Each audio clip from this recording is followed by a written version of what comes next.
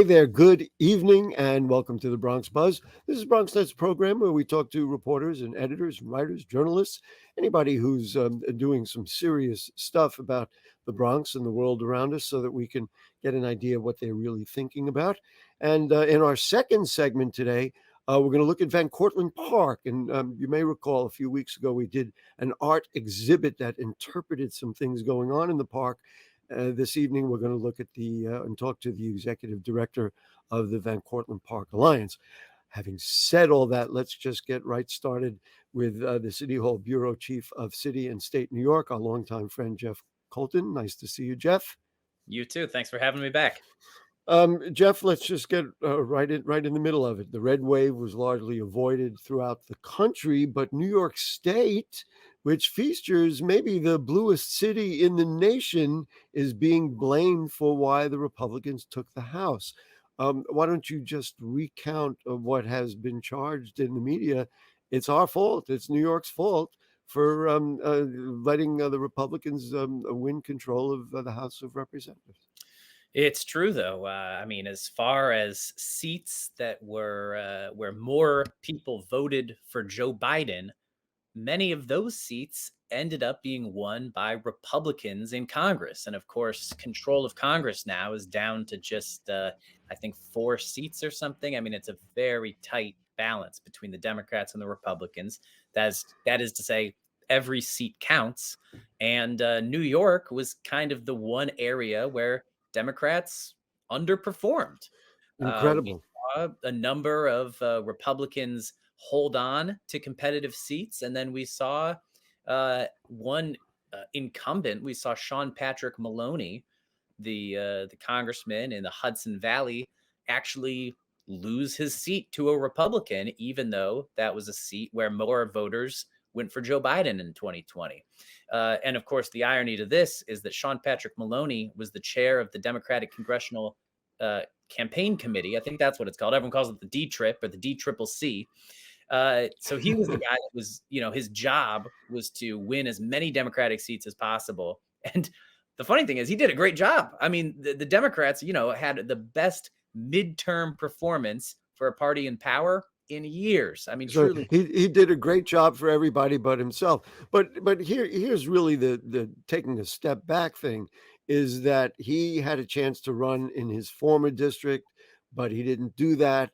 And then Mike Gianaris is being accused of really doing a very bad job and a very partisan job on redistricting, which maneuvered things around, meant that someone like Representative Maliatakis could not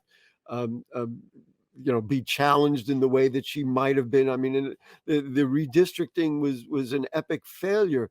So in a way, the Democrats who controlled the houses in the state and the governorship, they kind of just took things for granted. That's my read of the situation.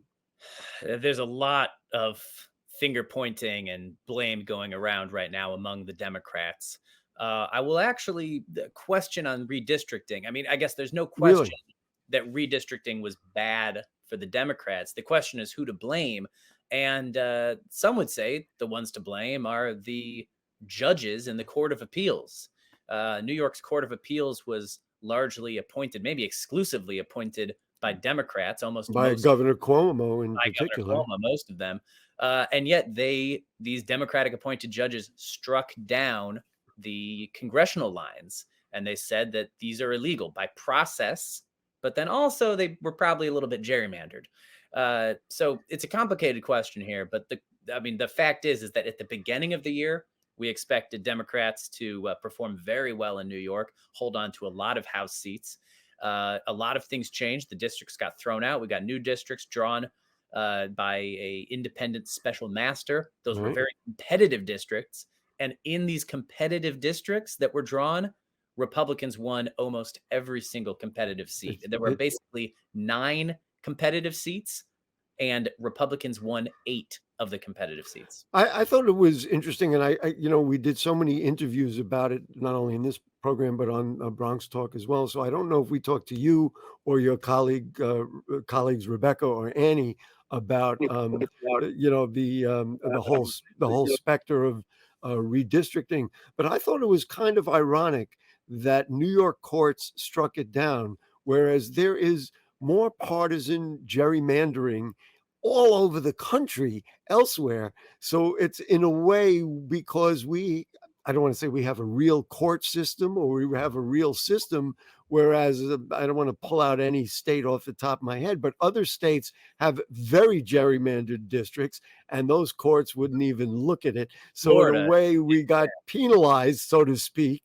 because Democrats got penalized because we actually have a court system here. I mean, I think is there some truth to that?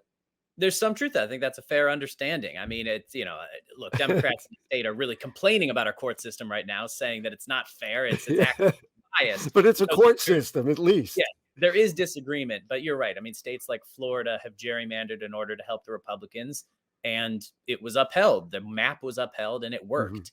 The map in New York was not upheld, and sure enough, of course, that was a defense at the beginning of why the Democrats made such an aggressive Democratic leaning map. They basically said, well, we need to even the playing Even the field. score. It was Yeah. redoing what had been done to us in the past. I get that. I want to ask you about something else. I talked to in the Bronx, of course, we just remained blue. I mean, Yes. not to say that there weren't inroads, especially in the East Bronx. I understand that, but we remained blue.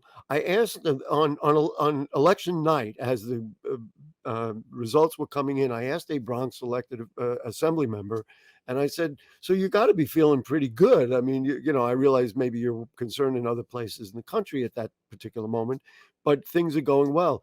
He immediately, because I wasn't aware of it because I covered the Bronx, he immediately brought up, he said, "But I think we're going to lose assembly seats in Brooklyn." And maybe you can, since you cover the city and all that, why did that happen? How did that happen? That South Brooklyn, was it 4 assembly seats turned red in the Democratic, the wildly Democratic New York State Assembly? 4 seats went red in South Brooklyn. You want to just talk about that a little bit? Absolutely. It was three, and although Three. a fourth Right. was pretty close, and then another state senate seat was very close to flipping Republican. So yes, I mean for the past few cycles, this has been a safely Democratic area. In fact, a couple of these members, Peter Abate, Steve Simbrowitz, these are assembly members that have served for decades. I mean, literally like 40 years each or something, a very long time. Their seats were finally flipped to Republican, and not even by like incredibly impressive candidates. It was basically just the fact that they had the R next to their name. Part of this, of course, is demographic change. A Russian American was elected to replace Simbrowitz. A Chinese American was elected to replace Peter Abate, and another Russian American elected to replace Mathilde Frontis. So these are all Republican, Russian, and Chinese Republican I, candidates. So there's some demographic change, and then there's also just some openness to the Republican Party in Southern I, Brooklyn that I, wasn't there before. I'm going to throw out one word, which has been thrown out, and we haven't. We've been talking politics and demographics. Crime, crime is out there. Every New Yorker feels it. Every New Yorker sees it.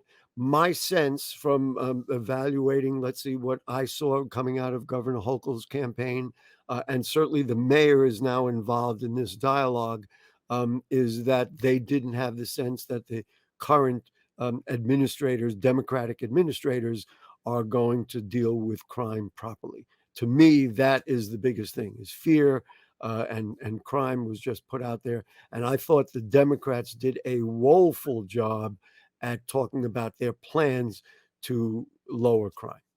That's my And thought. I think that was Republican gubernatorial candidate Lee Zeldin's Yes. main focus of his campaign. And look, I mean, we can look at the Bronx too. Yes, of course, the Bronx was heavily, heavily Democratic in this gubernatorial election, as it is in every election.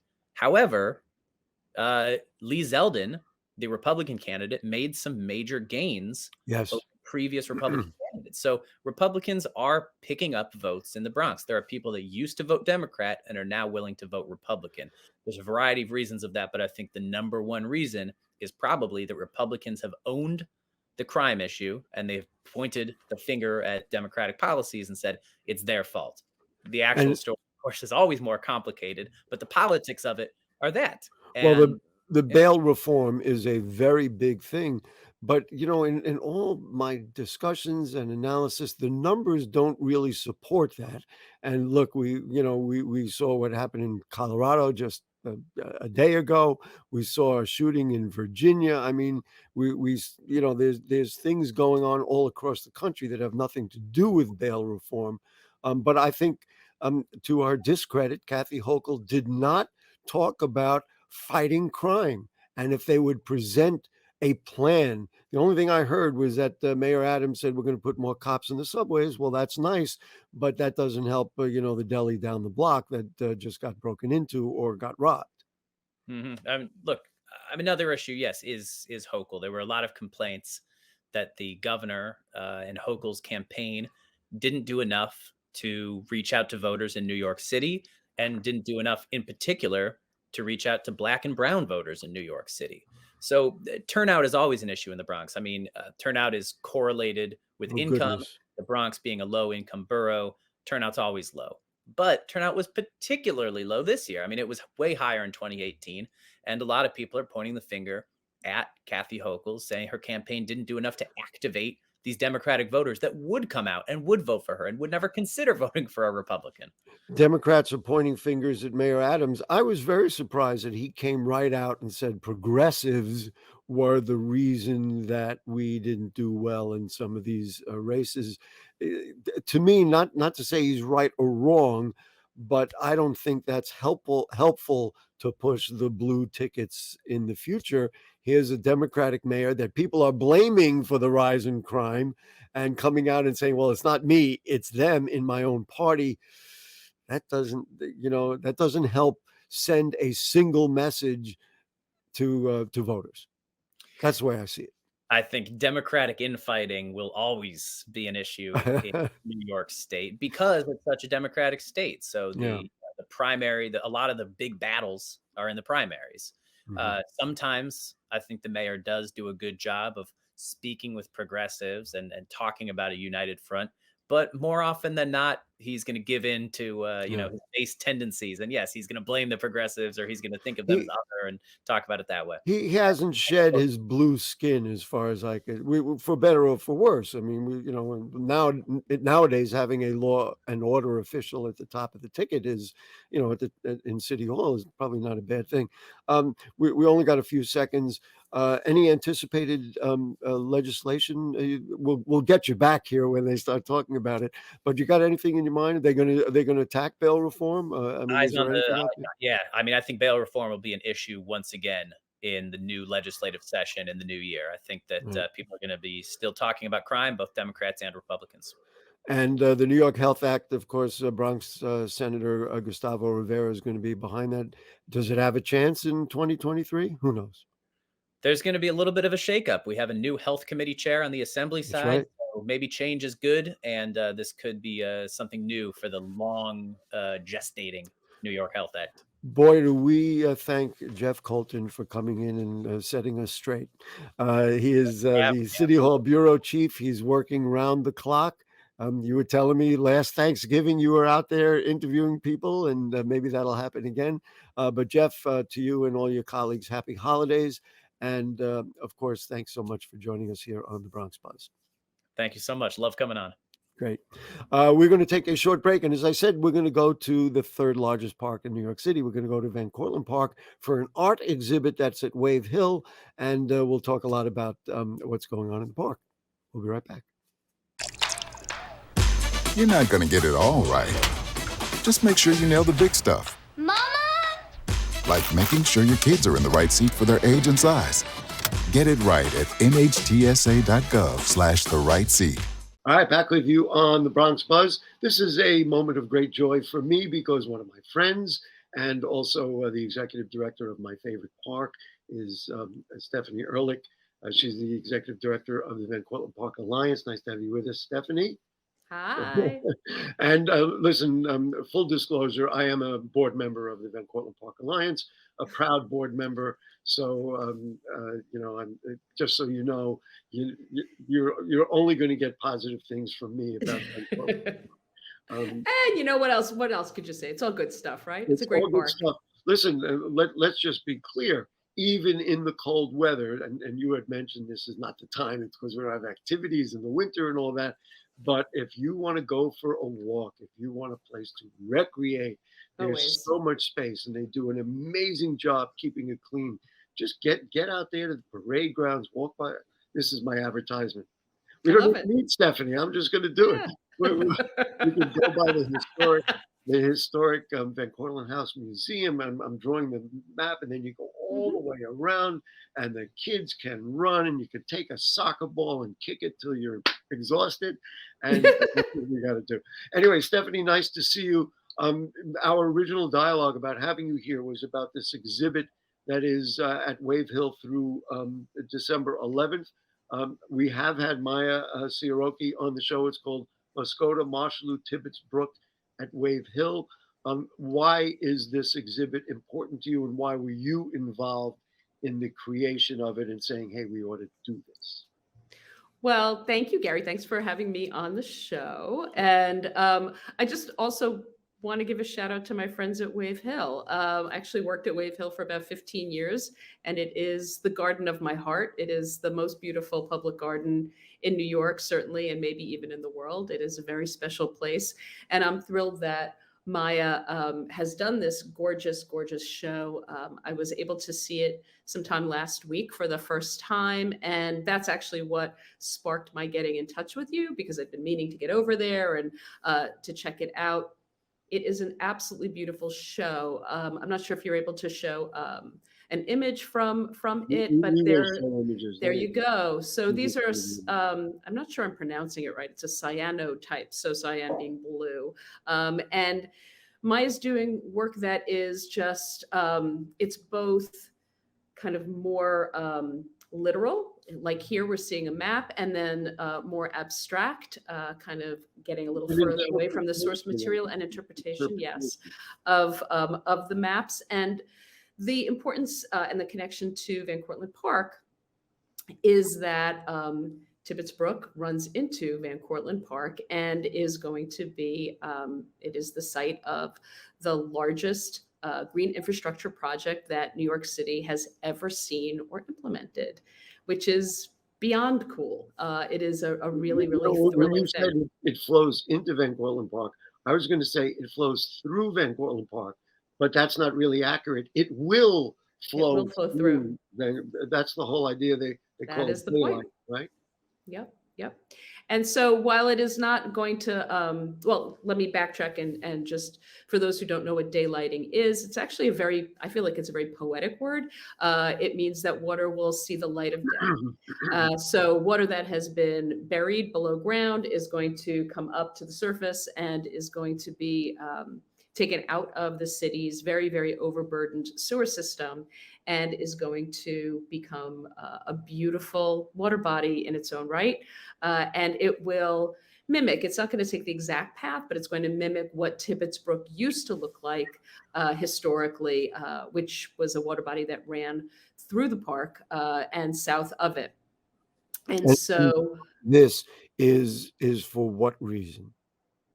So the idea is to get the water out of the sewer system. So we have a combined sewer system here in New York City, which means that rainwater, which is essentially clean water, is getting mixed in with sewage, which is not so clean. And so on a good day, that's millions of gallons of extra water. On a bad day, like when you have an extreme storm event, that is gazillions of gallons of water that is just overburdening the sewer system. So it's literally like unclogging the system so that the water can flow through. And then, of course, in times of the storm, we all saw what happened on the Deegan. Hopefully those things would not happen again. Exactly. And so this project is going to take that clean water out of the picture, right? It's no longer going to go into the sewer system. So that's already going to make things better in terms of making things work a little bit more efficiently. But the next part of the plan is to change some things mechanically within the lake in Van Cortlandt Park, which we recently renamed Hester and Piero's Mill Pond, because it was historically not a lake. It was, in fact, a mill pond. It was water, the rushing of water fed two mills, a sawmill and a grist mill that were in the park. So this is going to change things so that the water will be able to be lowered. Right now, there's nothing we can do. When we know a storm is coming, we just kind of have to You got to deal with it, and it backs up and all that. Yeah, exactly. So when things are corrected, we will be able to manage the height of the water, bring it down when we know that there's a heavy storm coming, and so we make more room for the water. So that's going to be a big part of the project. And then, of course, the daylighting itself is going to make this beautiful water body both in Van Cortlandt Park, and then in the property that is just south of Van Cortlandt Park, which is currently owned by CSX, but is CSX Railroad, and Right. is in the process of being purchased by the city. The purchase and sale is in process. It's close. It is close. Just back to the Wave Hill. So why was it important that Maya interpreted these, the images and interpreted the maps? This gives people a different way of looking at it. I mean, let's just go back to the exhibit a little bit and get people out there. I believe the exhibit is through December 11th, so there's still time. So they have some time to go out there, Right. And take a look at it. And I think that she's done a beautiful job of incorporating the history so that folks understand some of the historical maps. You can see what things used to look like. And then she's kind of interpreted. To me, I think that is, that's the beauty of art, really. You're looking at things kind of in the real world, and then an artist is taking things into some other direction so that people can interpret it and understand it and relate to it. Her work is really about water in general and the importance of water to life. So this is just zooming into water and life in our Bronx community. And I think it's important when you look at parks in general. You may know, maybe I told you this story, that a number of times I've walked through the park and I see an artist there who's painting. And I look at his painting, and the painting is not of what he's seeing, but of something else. So I said to him, well, why are you out here in the middle of Van Cortlandt Park painting something else? He said, because the park gives me a chance to expand my horizons. It gets me to think, it gets me to interpret. So if we use Maya's work and say, well, wait, she's using the park to interpret it through an artist's vision, that's part of the beauty of expanding our parks, expanding our consciousness, etc. Going back to the specifics of the daylighting project, for people who don't know, basically we're talking about next to the Major Deegan, right, where there are old railroad tracks, unused railroad tracks.